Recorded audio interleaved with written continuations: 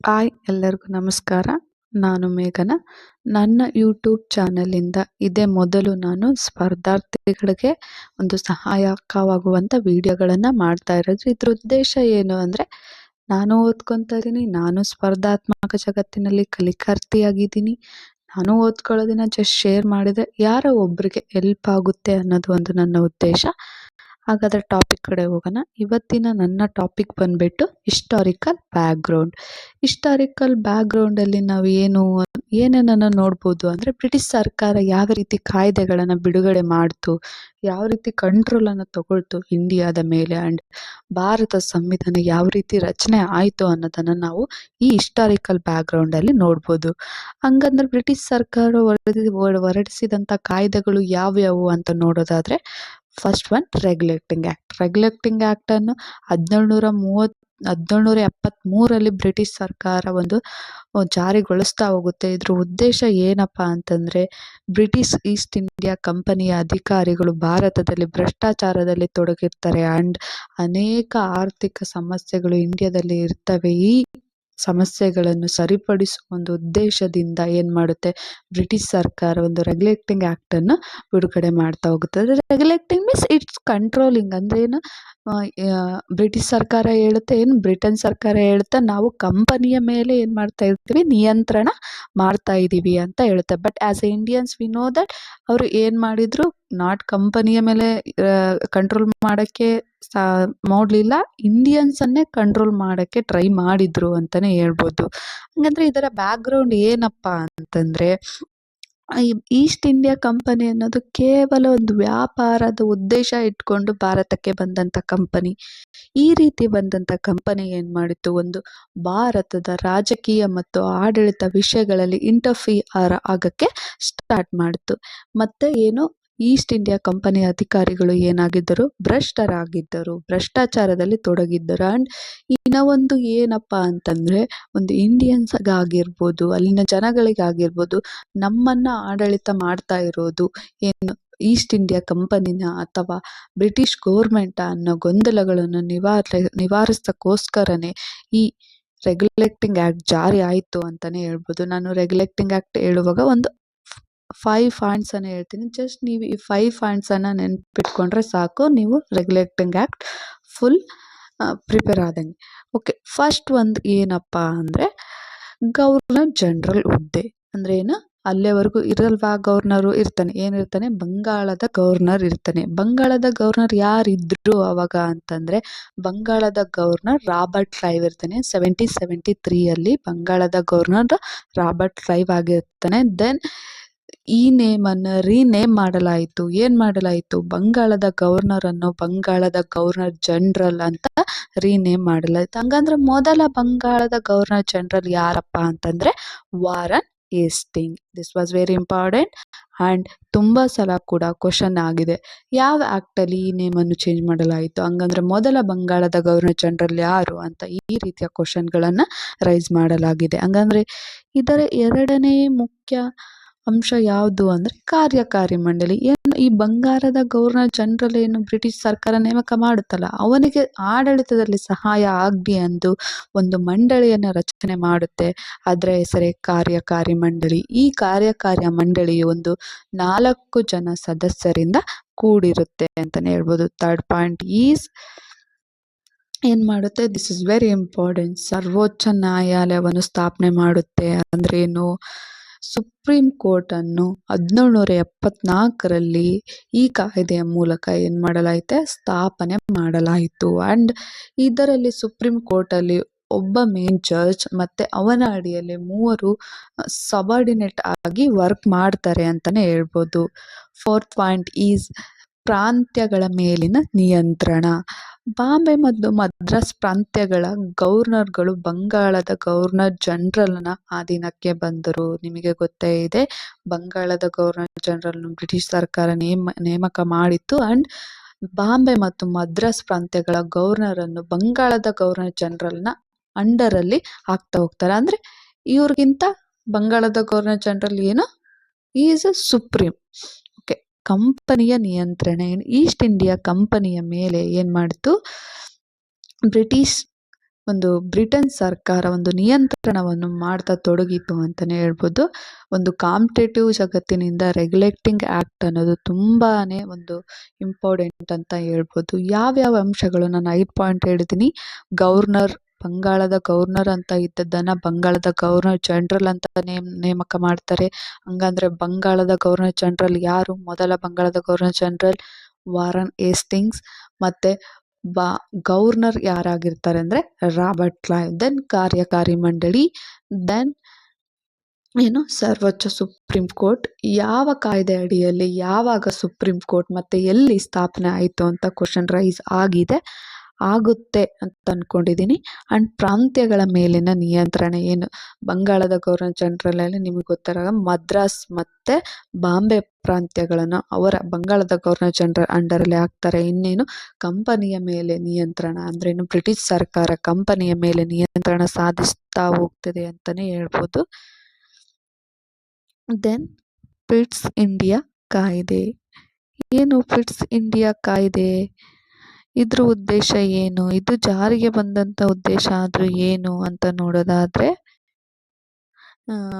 Pits India ಕಾಯ್ದೆಯು 1784ರಲ್ಲಿ ಏನ್ ಮಾಡ್ತು? ಜಾರಿಗೆ ಬಂತು.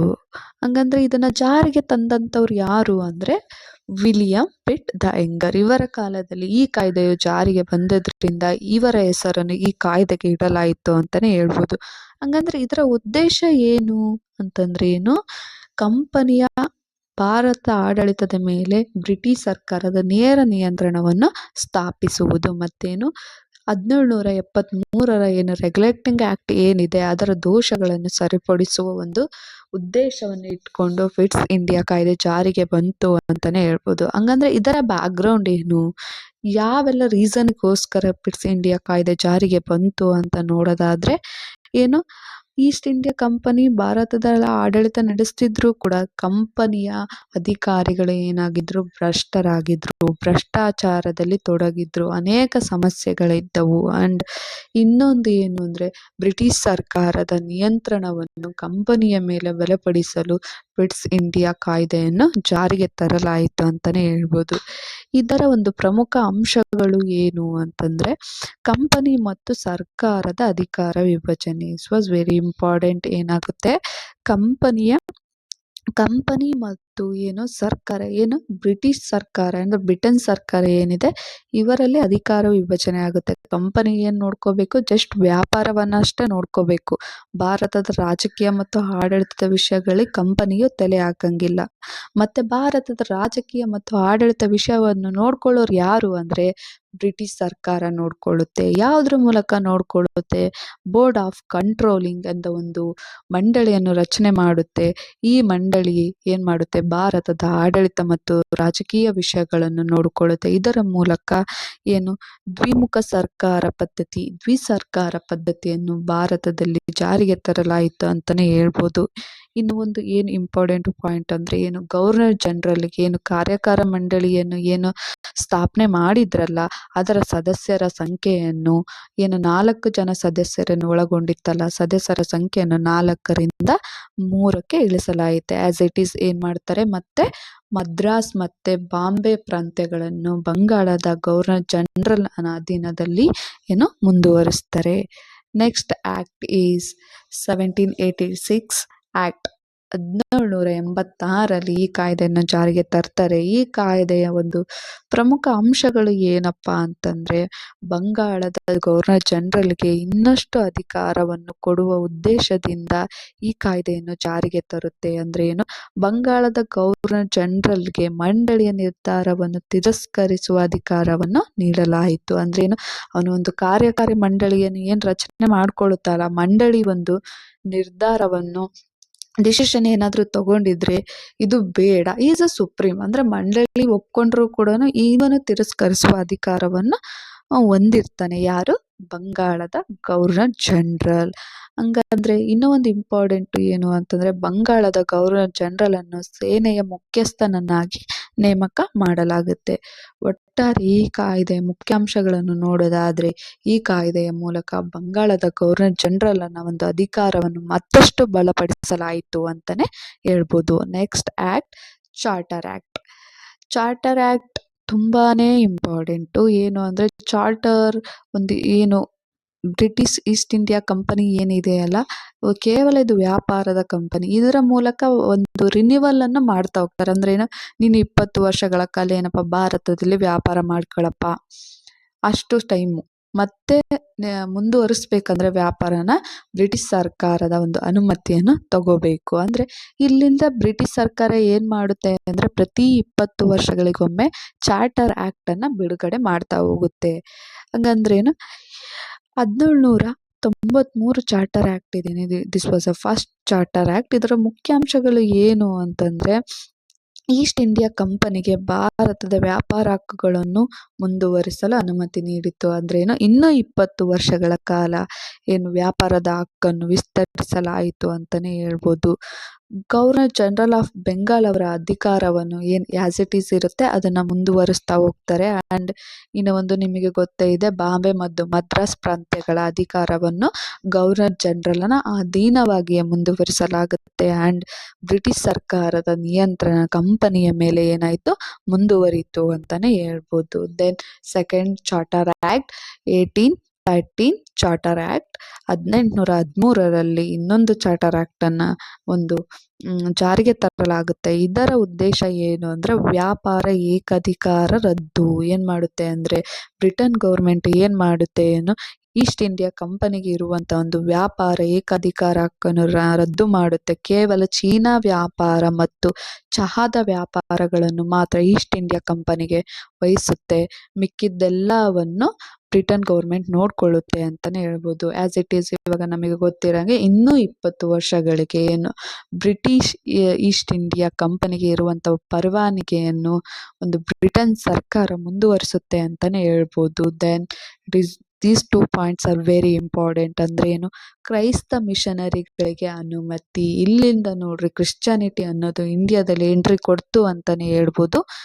ಕ್ರೈಸ್ತ ಮಿಷನರಿಗಳಿಗೆ ಭಾರತಕ್ಕೆ ಬಂದು ಧರ್ಮ ಪ್ರಚಾರ ಮತ್ತು ಶಿಕ್ಷಣ ಕಾರ್ಯಗಳನ್ನು ನಡೆಸಲು ಅನುಮತಿ ನೀಡಲಾಯಿತು. ಅಂದ್ರೆ ಏನು, ನೀವು ಬಂದು ಕ್ರಿಶ್ಚಿಯಾನಿಟಿನ ಸ್ಪ್ರೆಡ್ ಮಾಡ್ಬೋದು, ಅದ್ರ ಮೂಲಕ ಎಜುಕೇಶನ್ ಅನ್ನು ನೀಡ್ಬೋದು ಅನ್ನೋದನ್ನ ಬ್ರಿಟಿಷ್ ಸರ್ಕಾರ ಹೇಳುತ್ತೆ. ದೆನ್ ಶಿಕ್ಷಣಕ್ಕೆ ಅನುದಾನ. ಇಲ್ಲಿಂದ ನೋಡ್ರಿ ಇದೊಂದು ಗುಡ್ ನ್ಯೂಸ್ ಏನು ಅದಂದ್ರೆ, ಇಲ್ಲಿಂದ ಭಾರತದ ಶಿಕ್ಷಣಕ್ಕಾಗಿ ಬ್ರಿಟಿಷ್ ಈಸ್ಟ್ ಇಂಡಿಯಾ ಕಂಪನಿ ವರ್ಷಕ್ಕೆ 1,00,000ವನ್ನು ಏನ್ ಮಾಡಿತು, ನಿಗದಿಪಡಿಸಲಾಯಿತು. ಅಂದ್ರೆ ಒಂದು ಭಾರತ ಶಿಕ್ಷಣಕ್ಕೆ 1,00,000 ಎತ್ತಿಟ್ಬಿಡ್ಬೇಕು ಅನ್ನೋ ನಿರ್ಧಾರವನ್ನು ಈ ಆಕ್ಟ್ ಮೂಲಕ ತೀರ್ಮಾನಿಸಲಾಯಿತು ಅಂತಾನೆ ಹೇಳ್ಬೋದು. Next third charter act 1833. 1833ರಲ್ಲಿ ಏನು ಮೂರನೇ ಚಾರ್ಟರ್ ಆಕ್ಟ್ ಅನ್ನು ಒಂದು ಅಂಗೀಕಾರ ಮಾಡುತ್ತೆ ಬ್ರಿಟನ್ ಗೌರ್ಮೆಂಟು.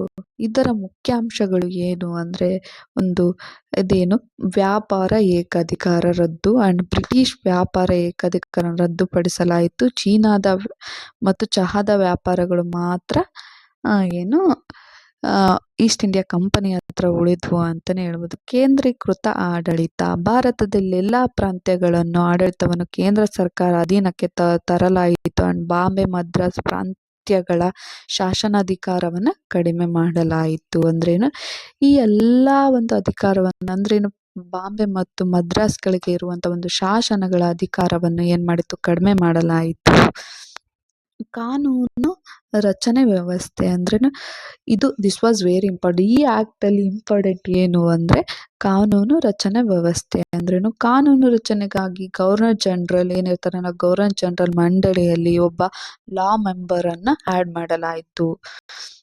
ಹಂಗಂದ್ರೆ ಆ ಕಾನೂನು ತಜ್ಞ ಯಾರಪ್ಪ ಅಂದ್ರೆ ಥಾಮಸ್ ಮೆಕಾಲೆ ಅಂದ್ರೆ ಮೊದಲ ಕಾನೂನು ಸದಸ್ಯರಾಗಿ ಒಂದು ಮೆಕಾಲೆ ಅವರು ಬಂಗಾಳದ ಗವರ್ನರ್ ಜನರಲ್ನ ಮಂಡಳಿಯಲ್ಲಿ ಆಡ್ ಆಗ್ತಾ ಹೋಗ್ತಾರೆ ಅಂತಾನೆ ಹೇಳ್ಬೋದು.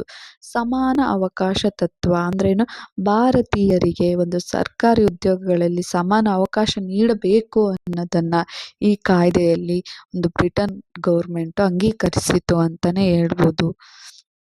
Then 1853 charter act. This was a last charter act and ತುಂಬಾನೇ ಇಂಪಾರ್ಟೆಂಟು. ಏನು ಅಂದ್ರೆ ಶಾಸನ ಮತ್ತು ಕಾರ್ಯಕಾರಿ ಮಂಡಳಿಯ ವಿಭಜನೆ. ಅಂದ್ರೆ ಏನು, ಗವರ್ನರ್ ಜನರಲ್ನ ಮಂಡಳಿಯ ಕಾರ್ಯಕಾರಿ ಮತ್ತು ಶಾಸನ ಅಧಿಕಾರಗಳನ್ನು ಬೇರ್ಪಡಿಸಲಾಗುತ್ತದೆ. ಕಾನೂನು ರಚನೆಗಾಗಿ ಹೆಚ್ಚುವರಿ ಸಿಬ್ಬಂದಿಯನ್ನು ನೇಮಕ ಮಾಡಿಕೊಳ್ಳಲಾಗುತ್ತೆ. ಅಂಡ್ ಶಾಸನ ಸಭೆಯ ಮಂಡಳಿ ವಿಸ್ತರಣೆ ಏನು ಗವರ್ನರ್ ಜನರಲ್ ನಾವೇನು ಶಾಸನ ಮಂಡಳಿಗೆ ಹೊಸ ಸದಸ್ಯರನ್ನು ನೇಮಕ ಮಾಡಿಕೊಳ್ಳಲಾಯಿತು. ಅಂಡ್ ಕಾನೂನು ರಚನೆಗೆ ಹೆಚ್ಚು ವ್ಯವಸ್ಥಿತಗೊಳ್ಳಲಾಯಿತು ಅಂದ್ರೆ ಏನು? ಮತ್ತೆ ಸರ್ಕಾರಿ ಉದ್ಯೋಗಗಳಲ್ಲಿ ಸ್ಪರ್ಧಾತ್ಮಕ ಪರೀಕ್ಷೆ ನೋಡ್ರಿ, ನಾವು ಇಲ್ಲಿಗೆ ಎಂಟ್ರಿ ಕೊಟ್ವಿ. ಸರ್ಕಾರಿ ಉದ್ಯೋಗಗಳಿಗೆ ಮುಕ್ತ ಸ್ಪರ್ಧಾತ್ಮಕ ಪರೀಕ್ಷೆಯ ಮೂಲಕ ಏನಾಯ್ತು, ಯಾವುದೇ ಒಂದು ಹುದ್ದೆಯನ್ನು ನೇಮಕ ಮಾಡಿಕೊಂಡ್ರೆ ಸ್ಪರ್ಧಾತ್ಮಕ ಪರೀಕ್ಷೆಯ ಮೂಲಕ ನೇಮಕ ಮಾಡಿಕೊಳ್ಳುವುದು. ಇದರಿಂದ ಭಾರತೀಯರು ಕೂಡ ಒಂದು ಆಡಳಿತ ವ್ಯವಸ್ಥೆಯಲ್ಲಿ ಕಾರ್ಯನಿರ್ವಹಿಸಲು ಅವಕಾಶ ದೊರೆತಂತಾಯಿತು ಅಂತಾನೆ ಹೇಳ್ಬೋದು. ಅಂಡ್ ಆಡಳಿತ ಸುಧಾರಣೆ, ಭಾರತದ ಆಡಳಿತವನ್ನು ಹೆಚ್ಚು ಪರಿಣಾಮಕಾರಿಯಾಗಿ ಮಾಡಲು ಕ್ರಮ ಕೈಗೊಳ್ಳಲಾಯಿತು. ಪ್ರಾಂತ್ಯಗಳ ಅಧಿಕಾರವನ್ನು ಮುಕ್ತವಾಗಿ ಸಂಘಟಿಸಲಾಯಿತು. ದೆನ್ ನಿಮಗೆ ಗೊತ್ತೇ ಇದೆ 1858ರ ಭಾರತ ಸರ್ಕಾರ ಕಾಯ್ದೆ. ಇದು ತುಂಬಾನೇ ಇಂಪಾರ್ಟೆನ್ಸ್ ಅನ್ನ ತಗೊಳುತ್ತೆ ಭಾರತದ ಇತಿಹಾಸದಲ್ಲಿ. ಯಾಕಂದ್ರೆ ನಿಮಗೆ ಗೊತ್ತಿರ್ಬೋದು 1857ರಲ್ಲಿ ಏನು first war of Indian independence ಏನು ನಡೆಯುತ್ತೆ, ಇದರ ಮೂಲಕ ಒಂದು ಭಾರತದಲ್ಲಿ ದೊಡ್ಡ ಸಂಗ್ರಾಮವನ್ನು ಕಾಣ್ತು ಅಂತಾನೆ ಹೇಳ್ಬೋದು. ಇದರಿಂದ ಎಚ್ಚರಗೊಂಡಂತ ಬ್ರಿಟನ್, ಇಂಗ್ಲೆಂಡಿನ ಎಲಿಜಬೆತ್ ಏನ್ ಮಾಡ್ತಾಳೆ, ಒಂದು ಕಂಪನಿಯ ವ್ಯಾಪಾರವನ್ನು ಸಂಪೂರ್ಣವಾಗಿ ರದ್ದುಗೊಳಿಸಿ ಒಂದು ಭಾರತದ ಒಂದು ಅಧಿಕಾರವನ್ನು ನೇರವಾಗಿ ತನ್ನ ಕೈಗೆ ತಗೊಳ್ತಾಳೆ ಅಂತಾನೆ ಹೇಳ್ಬೋದು. ಇದರ ಹಿನ್ನೆಲೆ ಏನಪ್ಪಾ ಅಂತಂದ್ರೆ, ನಾನು ಅವಾಗ ಹೇಳಿದೆ ಒಂದು 1857ರಲ್ಲಿ ಒಂದು ದೊಡ್ಡ ದಂಗೆ ನಡೀತು. ಅದನ್ನು ನಾವು ಇಂಡಿಯನ್ಸ್ ಏನಂತ ಕರ್ಕೊಳ್ತೀವಿ, ಒಂದು ದೊಡ್ಡ ಸಮರ, ಮೊದಲ ಸ್ವಾತಂತ್ರ್ಯ ಸಂಗ್ರಾಮ ಅಂತ ಕರ್ಕೊಳ್ತೀವಿ. ಈ ಘಟನೆ ಬ್ರಿಟಿಷ್ ಈಸ್ಟ್ ಇಂಡಿಯಾ ಕಂಪನಿಯ ಆಡಳಿತವನ್ನು ರದ್ದುಪಡಿಸಿ ಭಾರತವನ್ನು ನೇರ ಆಡಳಿತ ಮಾಡಲು ನಿರ್ಧರಿಸಿತು. ಅಂದ್ರೆ ಬ್ರಿಟಿಷ್ ಸರ್ಕಾರ ಭಾರತದಲ್ಲಿ ನೇರವಾಗಿ ಆಡಳಿತ ಮಾಡತೊಡಗಿತು ಅಂತಾನೆ ಹೇಳ್ಬೋದು. ಇದ್ರ ಪ್ರಮುಖ ಅಂಶಗಳು ಏನಪ್ಪಾ ಅಂತಂದ್ರೆ, ಕಂಪನಿಯ ಆಡಳಿತ ಅಂತ್ಯ. 1857ರ ಕಂಪನಿಯ ಆಡಳಿತ ಎಲ್ಲಿಗೆ ಎಂಡ್ ಆಗುತ್ತೆ. ಅಂಡ್ ಏನ್ ಮಾಡುತ್ತೆ, ಬ್ರಿಟಿಷ್ ಗೌರ್ಮೆಂಟ್ ನೇರವಾಗಿ ಭಾರತದಲ್ಲಿ ಆಡಳಿತವನ್ನು ನಡೆಸುತ್ತೆ. ಸೆಕ್ರೆಟರಿ ಆಫ್ ಸ್ಟೇಟ್ ಹುದ್ದೆ ಬ್ರಿಟಿಷ್ ಸರ್ಕಾರಕ್ಕೆ ಸಹಾಯಕವಾಗುವಂತೆ ಸೆಕ್ರೆಟರಿ ಆಫ್ ಸ್ಟೇಟ್ ಎಂಬ ಹುದ್ದೆಯನ್ನು ನೇಮಕ ಮಾಡಲಾಗುತ್ತೆ. ಇಂಡಿಯಾ ಕೌನ್ಸಿಲ್ ಇದೊಂದು ಮಂಡಳಿ ಸೆಕ್ರೆಟರಿ ಆಫ್ ಸ್ಟೇಟ್ಗೆ ಒಂದು ಹೆಲ್ಪ್ ಆಗ್ಲಿ ಅಂತ ಇಂಡಿಯಾ ಕೌನ್ಸಿಲಿಂಗ್ ಅನ್ನು ನೇಮಕ ಮಾಡಲಾಗುತ್ತೆ. ಅಂಡ್ ವೈಸ್ರಾಯ್ ಹುದ್ದೆ ನೋಡ್ರಿ, ಅಲ್ಲಿ ರೆಗ್ಯುಲೇಟಿಂಗ್ ಆಕ್ಟ್ ಅಲ್ಲಿ ಚೇಂಜ್ ಆಗಿತ್ತು. ಗವರ್ನರ್ ಇದ್ದದನ್ನ ಬಂಗಾಳದ ಗವರ್ನರ್ ಜನರಲ್ ಅನ್ನಾಗಿ ಮಾಡಲಾಯಿತು. ಅಲ್ಲಿಂದ ಏನಾಯ್ತು, ಇಲ್ಲಿ ವೈಸ್ರಾಯ್ ಆಗಿ ಏನ್ ಮಾಡಲಾಗುತ್ತೆ, ಚೇಂಜ್ ಮಾಡಲಾಗುತ್ತೆ. ಬಂಗಾಳದ ಗವರ್ನರ್ ಜನರಲ್ ಅನ್ನ ಏನ್ ಮಾಡುತ್ತೆ, ವೈಸ್ರಾಯ್ ಆಗಿ ನೇಮನ್ನು ಚೇಂಜ್ ಮಾಡಲಾಗುತ್ತೆ. ಹಂಗಂದ್ರೆ ಮೊದಲ ವೈಸ್ರಾಯ್ ಯಾರಾಗಿರ್ತಾರೆ ಅಂದ್ರೆ ಲಾರ್ಡ್ ಕ್ಯಾನಿಂಗ್ ಅವರು ಭಾರತದ ಮೊದಲ ವೈಸ್ರಾಯ್ ಆಗಿ ಕಾರ್ಯನಿರ್ವಹಿಸ್ತಾರೆ ಅಂತಾನೆ ಹೇಳ್ಬೋದು. ಇದು ಇನ್ನೂ ಮುಂದುವರುತ್ತೆ. Thank you for watching.